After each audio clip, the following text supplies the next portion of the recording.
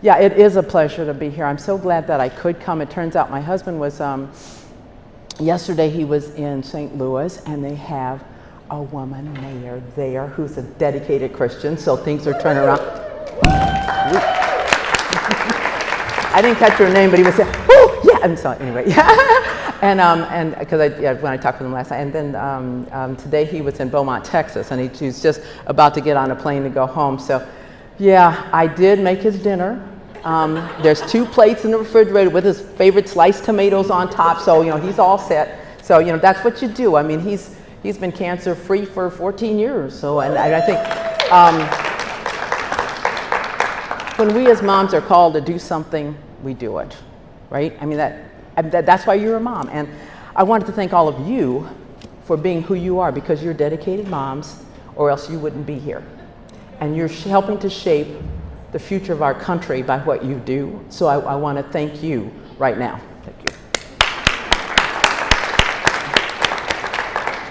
Now on the way over here on the plane, I get this thing in the mail, emails, called American Minute. Have you guys heard of that? Bill Federer puts it out. The radio. Have you seen the one for today? It was so cool. I mean, I was saying, wow, this is perfect. Nathan Hale made his speech today, 241 years ago. Nathan Hale graduated from Yale University in 1773, and as an aside, my husband graduated exactly 200 years past that, so 1973, so a little bit in common. He was going to be a minister like his brother Enoch, but he ended up being a grammar school teacher, and then enlisted when the war broke out in 1775. Now, he was a commissioned lieutenant. He joined a military a regiment in Connecticut, and that was in July. In August, General Washington was looking for someone to help him with intel, because he couldn't get enough intel on the Brits' moves, and so he was looking for someone to volunteer and be a spy. There was only one person who volunteered. That was Nathan Hale. You know why he did? Because of his mom. His mom had to instill that in him. Okay, so keep that in mind as I go on. So he one of Hale's colleagues, another officer, tried to convince him not to do it, because he knew that as a spy, it's punishable by death if he were caught. So it was September 8th when he stepped up to do that, and then on September 12th he was ferried over to Long Island, and doing his little thing, trying to get as much intel as he could, and getting back to his friend who tried to convince him not to do it. His response was, "I wish to be useful, and every kind of service necessary to the public good becomes honorable by being necessary." Consider that. That's what our people in Washington, D.C. need to think about. Okay. I tell you, I take cracks at them all the time when it talks about hot air and all that kind of stuff. You know where it comes from. Anyway, okay. If the exigencies, he goes on, if the exigencies of my country, if these essential things, the exigencies of my country demand a peculiar service, something that's different, its claims to perform that service are imperious. We have to do it, whatever it is. I mean, think about this, how impassioned that is, how the words are just, oh my God, I get goosebumps thinking about this young man and how his mom must have taught him. I wish I could listen to her. I mean, when I get to hell, I didn't look up Mrs. Hale, because, I mean, to see how she could instill that kind of patriotism, that kind of dedication. Anyway, he was ferried behind the scenes on September 12th, but September 15th, 4,000 British troops landed at the east end of 33rd Street on Long Island and in Kips Bay, and they captured New York. So George Washington then retreated. And let's see, that's where I left off. My phone started dying. So, because I was really reading a lot on the plane. And then when he was captured on the 21st of September, and he requested a clergyman. He was denied that.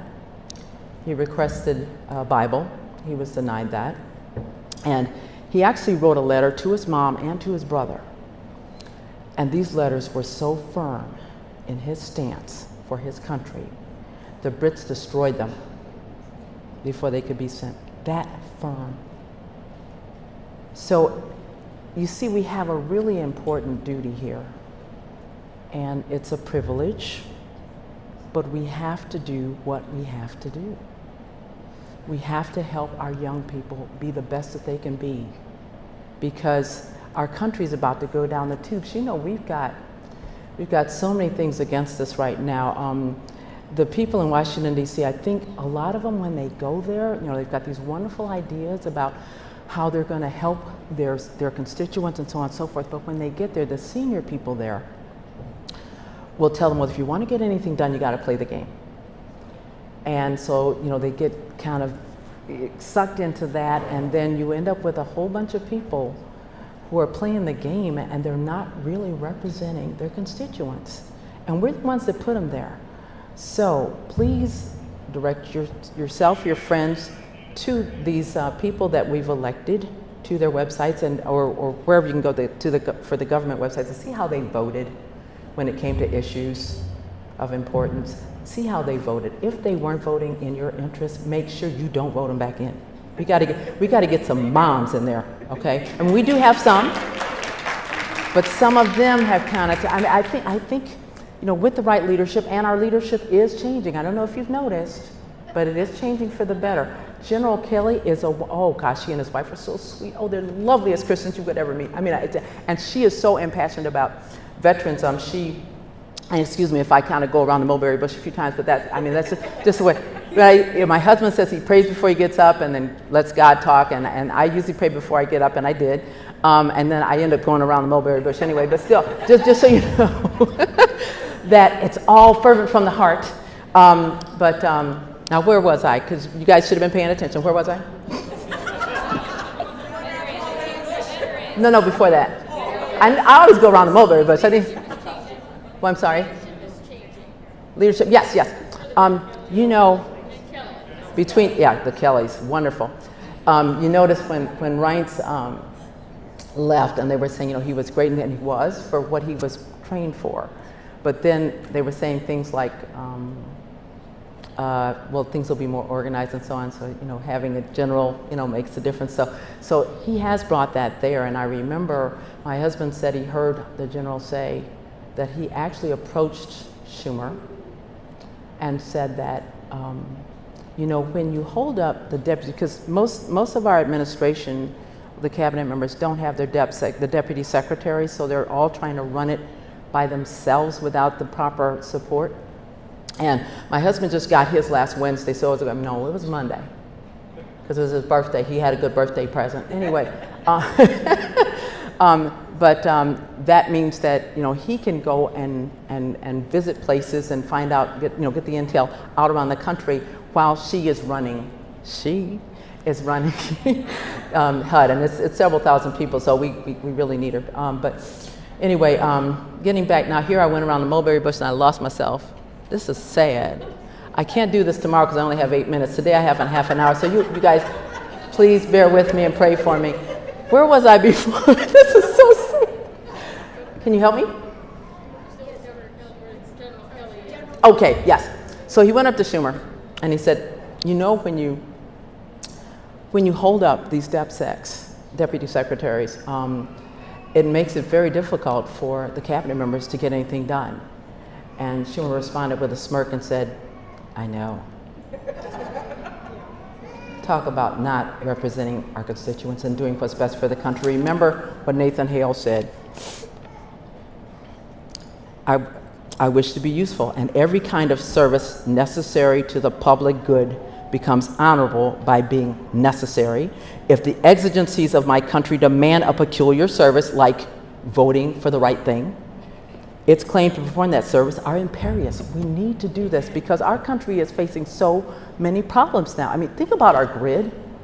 A lot of people you don't even hear about our grid, but it's very vulnerable. If something happens to it, then your phones don't work, your cell phones, your refrigerators, your cars, everything doesn't work because the electricity is gone everywhere. So I mean, okay, batteries might work on some things, like the little flashlights for a little while, but think about our grid. And you know, every 125, 150 years or so, we get an electromagnetic pulse from the sun. We're already past that, so it could come from the sun, or if someone like that Kim Jong guy, they blow up a missile in our exoatmosphere. That's the same as having an electromagnetic pulse come out, and that would throw everything into chaos. You know, I mean, the street lights wouldn't be working, and so on. So I mean, you know, people run. You know, it's just that's one. What about our borders? You know, when we visited the border when we were on the trail, and the sheriff took us by, and it was really sad how it's that. I mean, you know, people can drive trucks through there. You know, it's just really sad. The border is just not really a border. I mean, there's a little bit of space between, you know, like, you know, some weeds on that side, a little road, and then some grass on this side, and so on. But you know, people get the little fence. Sometimes there's some barbed wire fence in parts of it, but other parts there's nothing. And you know, it's just people can come in. I mean, there are school children that cross the border every day, and at our taxpayers' expense, they're being taught in American schools, and then they take their little books at 3 o'clock in the afternoon, and they're going right back over. I mean, we saw that kind of thing, but it's not only the Hispanics that are coming through our southern borders. The sheriff was telling us that some of the people that are coming through are people from other countries, terrorist countries, who have rap sheets longer than your arm, people that are rapists and murderers and so on and so forth. And I remember once he said the federal authorities informed him that they were going to be dropping a few of these people because of the then regulations, a few of these people with these long rap sheets into his jurisdiction. So he asked them, well, where are you going to put them? And he said, well, I can't tell you that. There's something wrong. So those are the kinds of things that Trump is trying to fix, and everybody that's in there, I've met with the cabinet spouses, and everybody's all on board for doing whatever we can do to make things better. Some of them want to.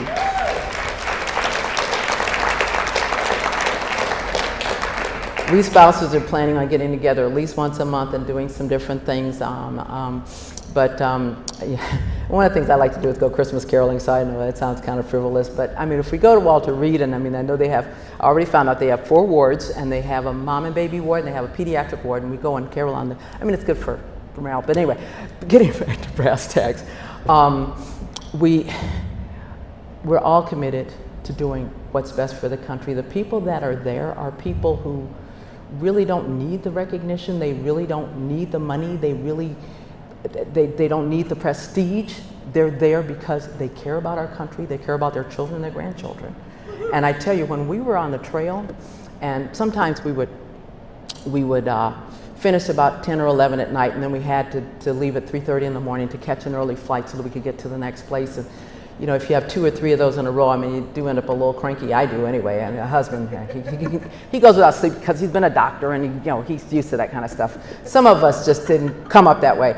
But anyway, you do it because when those kids, your children and grandchildren, when they're old enough to ask, you saw what was going on, why didn't you do something?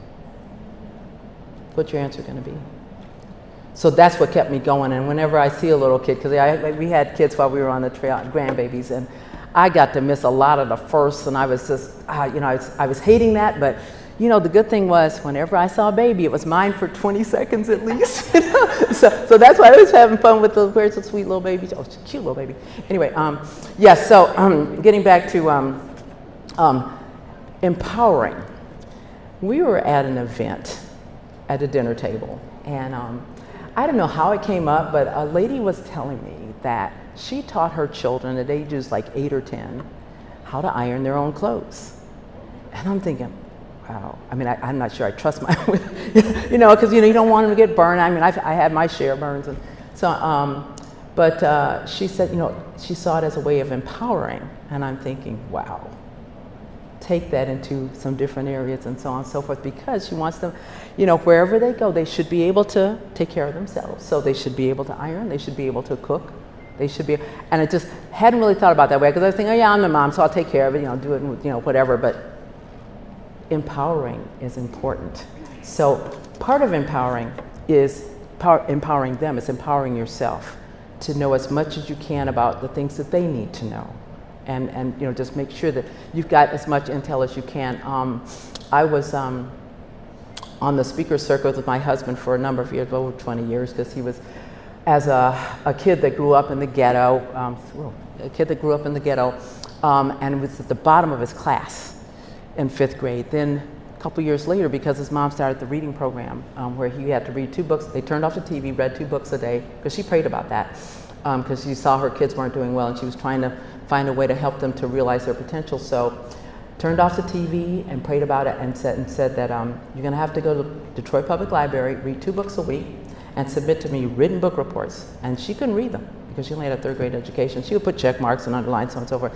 But in a year and a half, he was at the top of his class.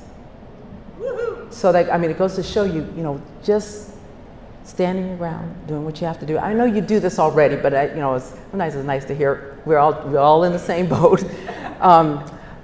So she turned her 2 sons' lives around with that program. We have a scholars program where we try to identify and recognize the high academic achievers in schools. The reason why we do it is and we've been doing it for 21 years, and now my husband, because he's working for the government, can't go to our banquets. I'm so silly. But anyway, because the kids, each year we have about 1,500, 2,000 kids that we celebrate their high academic achievement. And what's so cool about it is, starting in grade 4, the kids, they get a medal, they get a certificate, they go to a banquet, get local press, but they also get a college scholarship.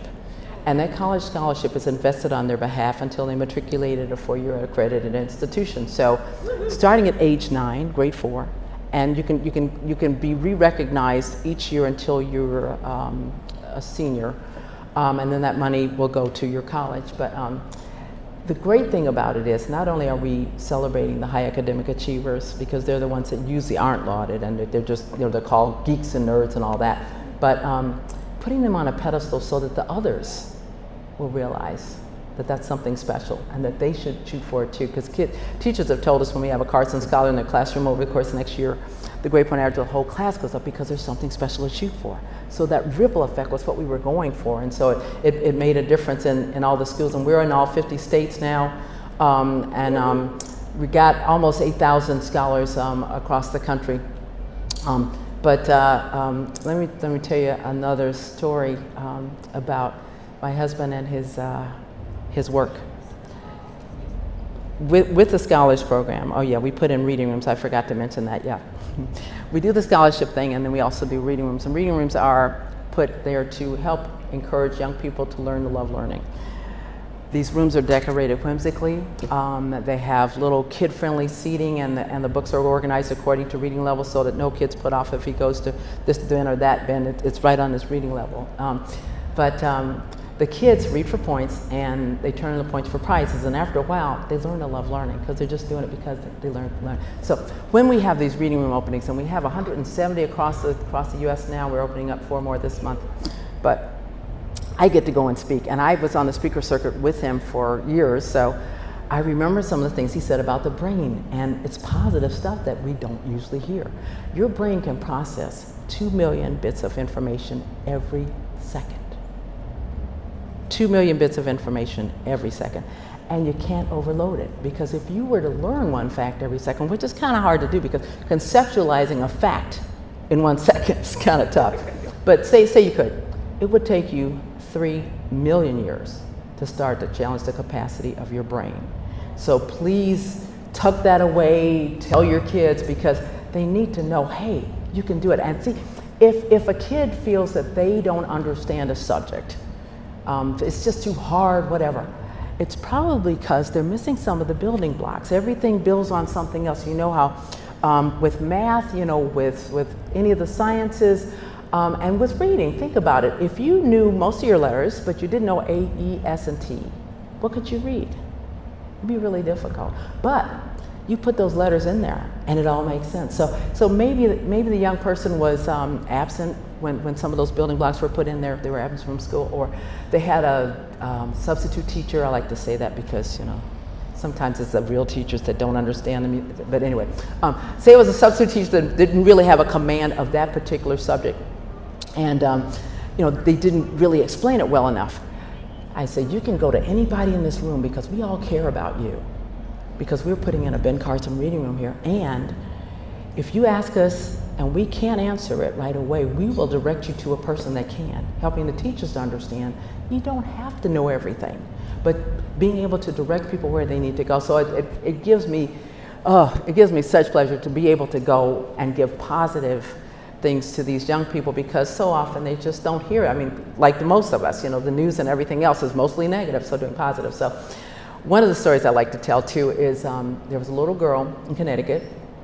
She was on a swing and she fell out, and she had seizures afterwards. And the doctors didn't think too much of it, because a lot of times when there's trauma, there's post-traumatic seizures. And they said, well, they'll probably, dissipate and then finally completely go away. Well, they didn't go away, and they didn't get less. It was one a week, then one a day, and then several a day. And so the parents were taking the little girl to different hospitals in New England, trying to figure out what this is and what can be done. And nobody knew what it was until they went to Mass General, and there was an older fellow there who said, this looks like Rasmussen's encephalitis, which is a gradual disease process that there's no cure for. So she'll just continue to get worse and finally die. And the parents were besides themselves. So they said, we're going to look, we're going to keep looking. They looked online, and they did discover my husband had resurrected a procedure to cure intractable seizures, but it involved taking out half a brain. Now that sounds really radical, but think about it. Kids are in growth mode. And if there's a disease process that's gradual, then the functions of the disease portion migrate to the other side of the brain, because all of the brain cells haven't decided what they're going to be when they grow up yet. So that's a phenomenon called plasticity. So anyway, they brought the little girl to Hopkins, and they did the assessment, and she would have been a good candidate for the hemispherectomy. But when my husband started telling them what some of the outcomes could be, is she could end up in a coma, she could die. A small chance, but they were afraid that they wouldn't have a chance to say goodbye to their little girl. So they took her back, seizures and all, back to Connecticut. That Christmas, she was in a play, and in the middle of the play, she fell out and had a seizure, arms jerking and legs jerking and foaming at the mouth. So that was the straw that broke the camel's back. They brought her back to Hopkins, and they did the procedure, and everything went well, except for one thing. She didn't wake up. The parents were beside themselves with grief, thinking, we're never going to have a chance to say goodbye, and just, oh my gosh. So she liked Mr. Rogers. You remember Mr. Rogers? Yeah. They played Mr. Rogers tapes, and she still didn't wake up. A week has gone by. Mr. Rogers heard about her, and he brought his puppets and songs and stuff to her bedside, and she still didn't wake up. 4 weeks have gone by, and her father's on a cot next to her bed, because that's what they allow that when there's that kind of situation. And it was 2 a.m, and she says, Daddy, my nose itches. And he jumps up and runs out in the hall saying, she talked, only had on his underpants. He always added that because it makes the kids laugh, So anyway, yeah. But I mean, that, he's wearing boxers, I guess. I don't know. I wasn't there. But I think of it. Anyway, but that was the start of a great recovery, and she was getting so much better. But the parents started to wonder now, the half of the brain that was taken out was the half where logic is processed. So how's this little girl going to do with math? That little girl worked so hard over that next year that she was at the top of her math class with only half a brain. Woo-hoo! So then I tell kids, well, what can you do with a whole brain and a little determination? So it's so cool to be able to say that sort of thing, but that's the kind of things we can tell our kids.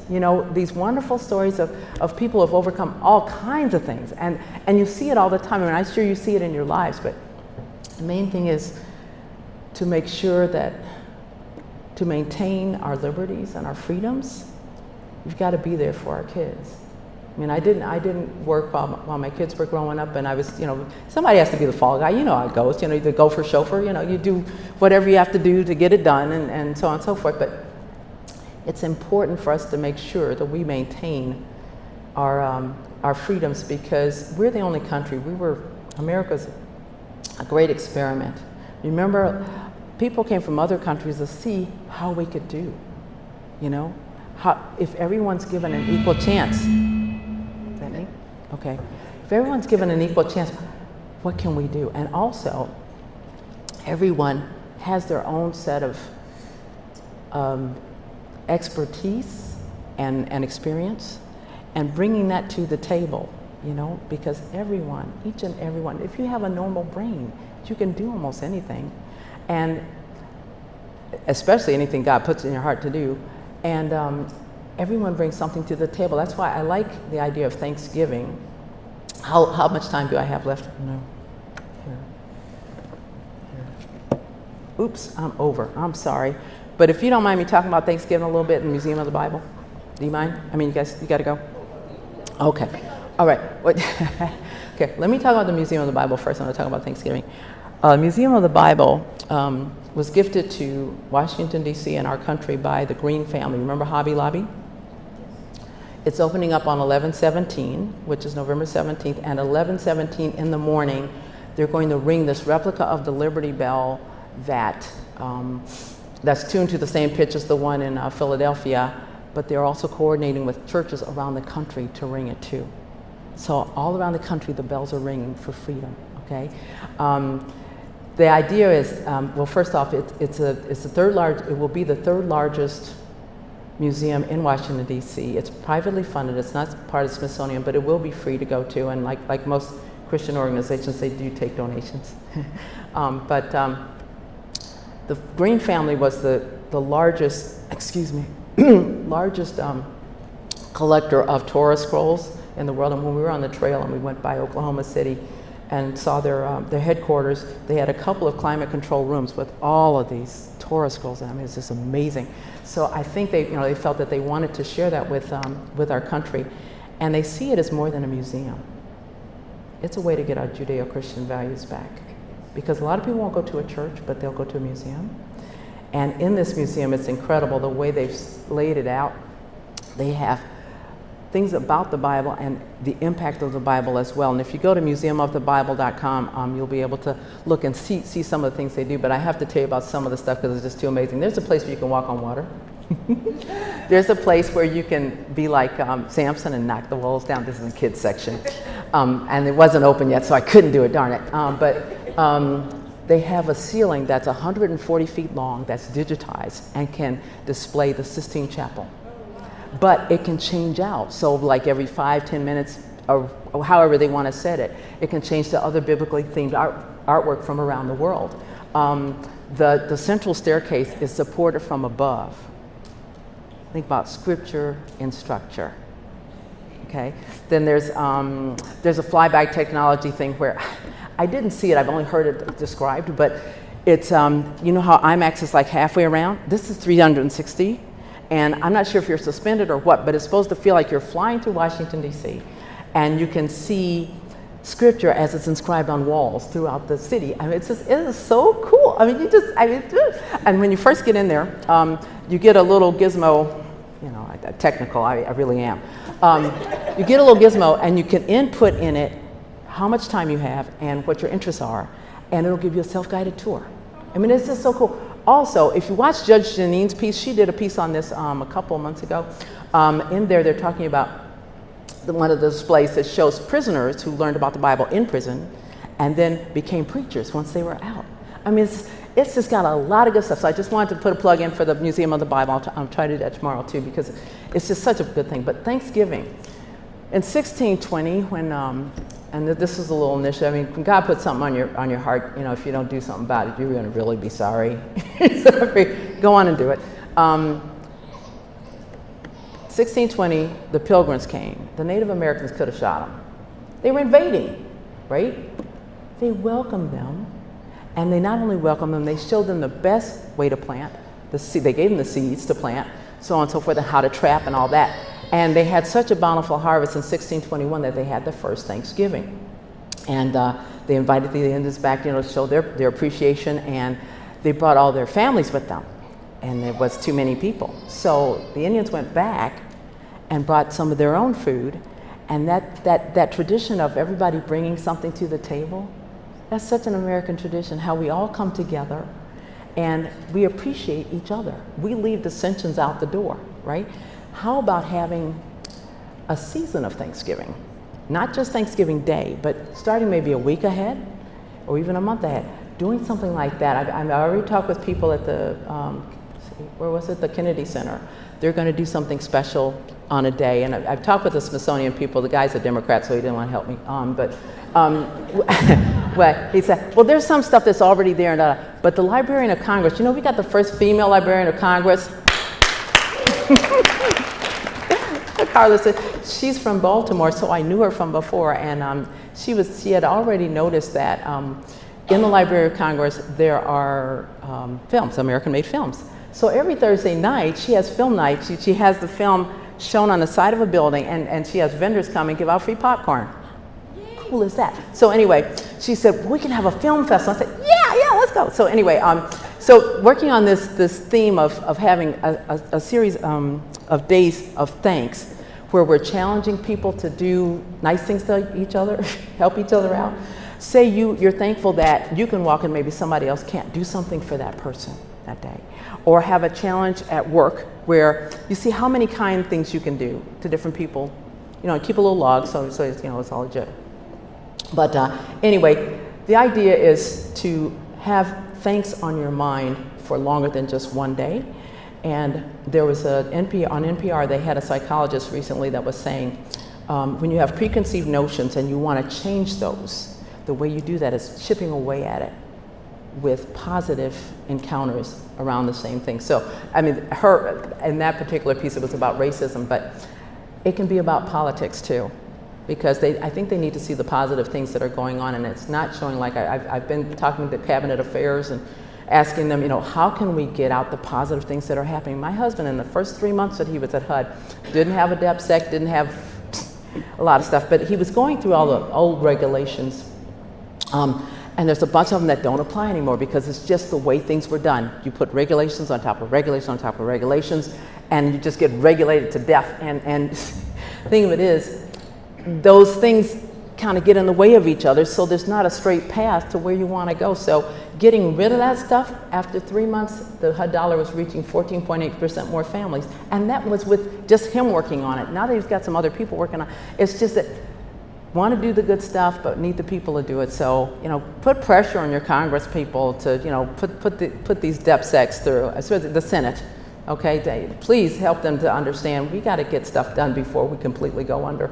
So anyway, that's basically the things I wanted to say. Thanksgiving as a unifier. 1789, George Washington declared the first national holiday for Thanksgiving, but it didn't become an annual holiday until Abraham Lincoln, after a letter writing campaign that was started by Sarah Josepha Hale, who was she was the editor of the ladies magazine, Lady Gotti's book. You remember those? Any of you read those old historicals? No. Okay. Do you remember Lady Gotti's book? Okay, yeah. She was the editor for that, but she started this letter writing campaign, and it took over 20 years, but convinced people in Washington and culminating in Lincoln proclaiming Thanksgiving a national annual holiday on the last Thursday in November, so that we would appreciate who we are. It's a unifier. He saw it as a unifier.